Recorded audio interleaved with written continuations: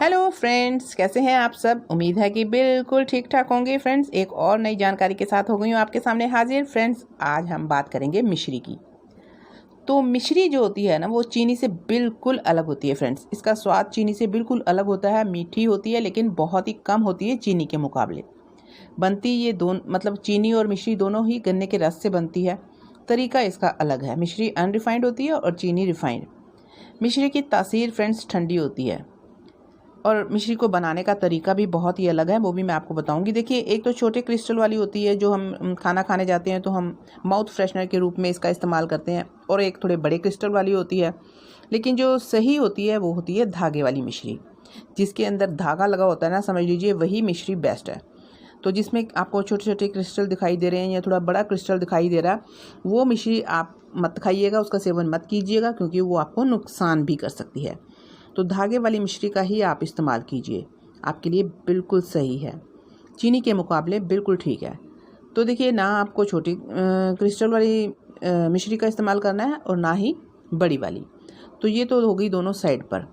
तो मेन बात है कि धागे वाली मिश्री को हम कैसे बनाते हैं। तो धागे वाली मिश्री जो होती है फ्रेंड्स, वो शुगर सिरप जो होता है ना, गन्ने के रस से जो लिया होता है, उसको पानी से घोल कर उसे क्रिस्टलीकरण किया जाता है, और इस घोल में जो धागे की हेल्प से इसको ठंडा किया जाता है। धागा लगा दिया जाता है और ठंडा होने के बाद ये इस तरह से मिश्री तैयार हो जाती है। और देखिए, इसमें कोई केमिकल वगैरह का इस्तेमाल नहीं होता, कोई भी चीज़ इसमें नहीं डाली जाती, तभी ये चीनी के मुकाबले अच्छी होती है, फ़ायदेमंद होती है। तो फ्रेंड्स, ये चीनी जो छोटे वाली क्रिस्टल वाली जो शुगर है, ये बिल्कुल चीनी का ही रूप है। इसे तो आप बिल्कुल मत खाएं, ना इसे खाएं और ना ही जो बड़े बड़े क्रिस्टल बनाए होते हैं ना, ये भी उसी तरह से ही बनी हुई है केमिकल वगैरह से। तो इसका भी इस्तेमाल आप बिल्कुल ना करें। जब भी आप मिश्री का इस्तेमाल करें तो धागे वाली ही मिश्री का इस्तेमाल करें, वही आपके लिए बेस्ट है।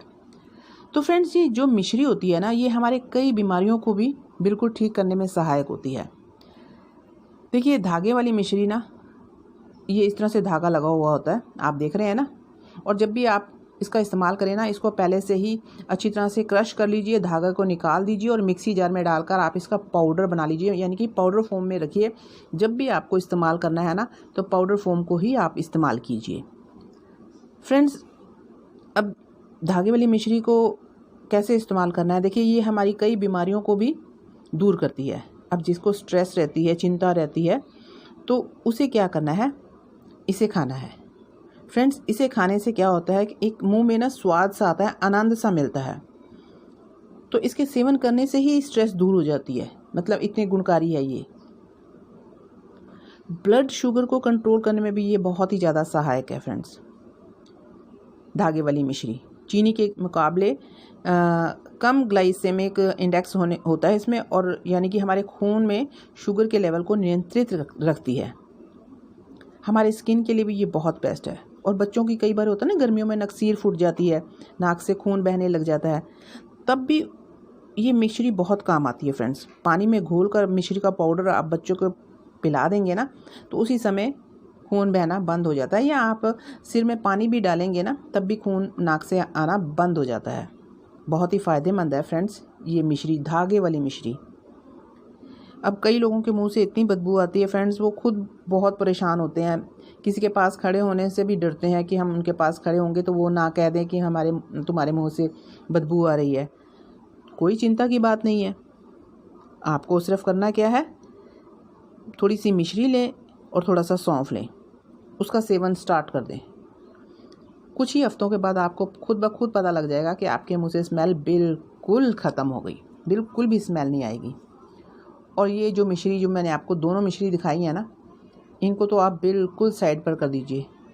इनका तो कोई भी यूज़ नहीं है और ये हमें नुकसान ही देगी। धागे वाली मिश्री ही सबसे बेस्ट है, आप इसी का ही इस्तेमाल कीजिए।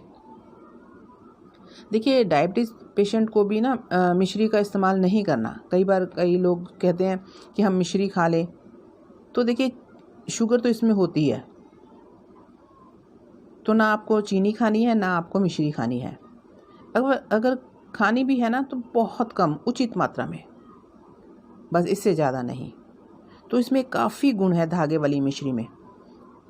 और बाकी की जो मिश्री मार्केट से मिलती है आप उसे बिल्कुल मत लें। जो मैंने आपको दिखाई है, देख ही रहे हैं आप, उस मिश्री का इस्तेमाल आप बिल्कुल ना करें, वो तो बिल्कुल ही उसका कोई फ़ायदा नहीं है। फ्रेंड्स, हमारे बड़े बुजुर्ग जो होते थे ना, चीनी की जगह ज़्यादातर मिश्री का ही सेवन करते थे। उनके अनुसार धागे वाली मिश्री, काली मिर्च और बादाम को एक साथ लेने से ना आँखों की रोशनी बढ़ती है। वो कहते होते थे कि आँखों में काफ़ी आराम मिलता है धागे वाली मिश्री का अगर हम इस्तेमाल करते हैं तो। गर्मियों में ज़्यादातर लोग इस बात से परेशान रहते हैं कि उनके हाथों पैरों में जलन रहती है, शरीर के तापमान बढ़ जाता है और हाथ पैर जलने लग जाते हैं। इस स्थिति में आपको क्या करना है, धागे वाली मिश्री को पाउडर फॉर्म में लीजिए, उसे मक्खन में अच्छी तरह से मिक्स कीजिए, उसके बाद उसे लगाएं तो बहुत ही आराम मिलेगा जलन में। एक बार करके देखना ऐसे। पेट में लंबे समय से कब्ज रहने पर क्या होता है, एक भयानक सी बीमारी जन्म ले लेती है जिसे कहते हैं बवासीर। काफ़ी दर्दनाक होती है, उसे पता लगता है जिससे ये प्रॉब्लम होती है फ्रेंड्स। अब मिश्री की तासीर ठंडी होती है तो आपको करना क्या है, मिश्री को नाग केसर और मक्खन के साथ मिलाकर खाने से काफ़ी आराम मिलेगा आपको। अब नाग केसर क्या होता है, एक पौधा होता है,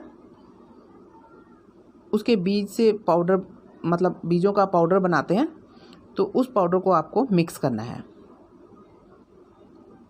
तो काफ़ी फ़ायदे हैं फ्रेंड्स इस धागे वाली मिश्री के, बहुत ही ज़्यादा। जिसे अच्छी नींद ना आती हो, नींद की बीमारी हो, अनिद्रा की प्रॉब्लम हो, तो फ्रेंड्स रात को सोने से पहले मिश्री वाला दूध पी लें। देखिए आपको बहुत अच्छी नींद आएगी। दवाइयों से बचें, अगर आपको इस तरह से फ़ायदा होता है ना तो दवाइयों से बचें, मेडिसिन से बचें और इस नुस्खों को अपनाएं। मुंह के छालों पर भी ये बहुत ही ज़्यादा कारगर है फ्रेंड्स, बहुत आराम देती है मिश्री।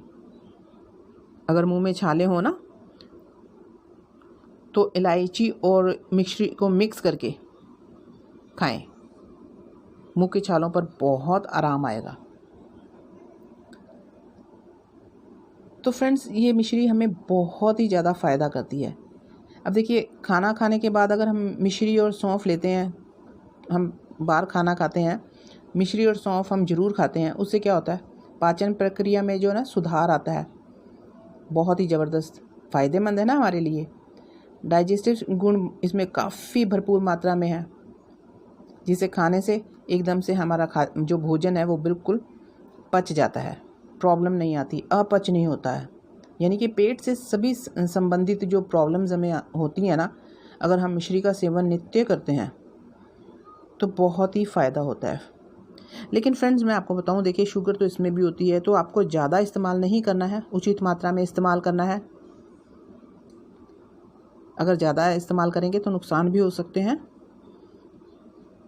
तो मैं दवाई के औषधि के रूप में इसे खाएं, वैसे मत खाएं।